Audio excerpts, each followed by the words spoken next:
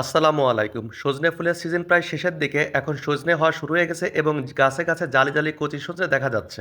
আর এই সজনে ফুলের শেষ সিজনে আপনাদেরকে দেখাবো সজনে ফুল দিয়ে ডিম ভাজির নতুন একটি আইটেম, যা হয়তো আপনারা অনেকেই খাননি জীবনে, এই প্রথম। বিগত ২-৩ দিন আসলে খুবই অসুস্থ থাকার কারণে আপনাদের মাঝে আসতে পারিনি এবং কোনো রকম ভিডিও আপলোড করতে পারিনি। এজন্য আন্তরিকভাবে দুঃখিত। আজকে আলহামদুলিল্লাহ একটু সুস্থ হওয়ার কারণে আপনাদেরকে মাঝে নতুন একটি রেসিপি নিয়ে আসলাম, সজনে ফুল দিয়ে ডিম ভাজি।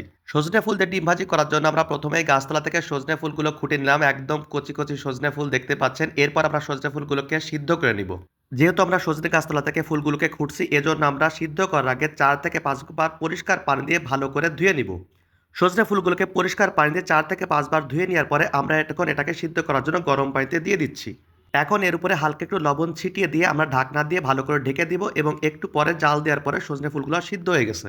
সিদ্ধ হয়ে যাওয়ার পরে একটা ছাঁকনিতে আমরা সজনে ফুলগুলোকে পানি ঝরানোর জন্য উঠিয়ে রাখবো। এরপরে আমরা খুবই ছোট সাইজের একটা আলুকে একদম পাতলা পাতলা করে কেটে নিব। তারপরে পেঁয়াজ, কাঁচামরিচ সুন্দর করে কুচি কুচি করে কেটে নিব ভাজি করার জন্য।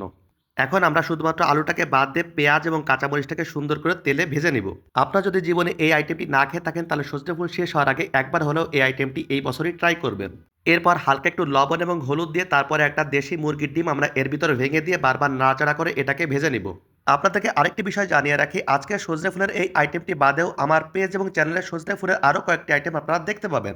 এখন ডিমটা ভাজা হয়ে গেলে ডিমটাকে আমরা তুলে রাখবো এবং ওই তেলের ভিতরে আমরা আলুটা দিয়ে আলুটাকেও হালকা করে ভেজে নিব। আলুটা মোটামুটি ভাজা হয়ে গেলে আমরা ওর ভিতরে আগে থেকেই সিদ্ধ করে রাখা সজনে ফুলগুলোকে দিয়ে দিব।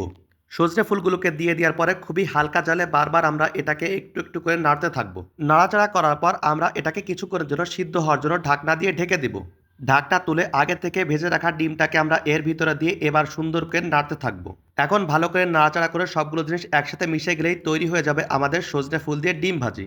আমাদের সজনে ফুল দিয়ে ডিম ভাজির আইটেমটি আপনার কাছে কেমন লাগলো অবশ্যই কমেন্টসের মাধ্যমে জানাবেন এবং ভালো লাগলে অবশ্যই চ্যানেলটিকে সাবস্ক্রাইব করবেন এবং পেজটিকে ফলো দিবেন। ভালো থাকবেন সবাই, ধন্যবাদ।